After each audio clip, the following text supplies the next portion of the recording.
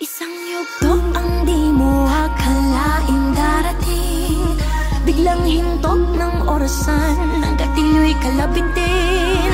Ang husgahan ka ng lahat, kahit mabuti ang hangad, at ang pagtanggap sa'yo'y laging mailan. Patanggap mo na napili na palaban, habang ang pinagmulan dala kahit saan. Patanggap mo aral na ng karanasan, lalong kumalas parang patalin sa kasaan. Patanggap mo manhid na sa mga sakit, hanggang sa makamit ang tapos ng pait, ang matamis na tagumpay sa kwento ng isang batang Quiapo.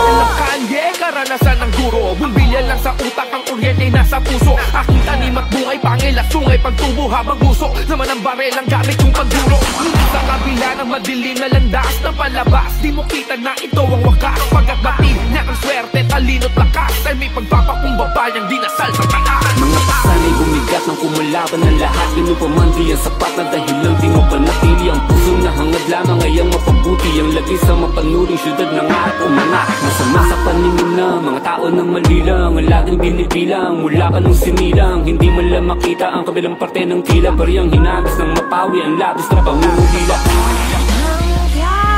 Sa laya man o kulungan, siya ay pinagbubulungan.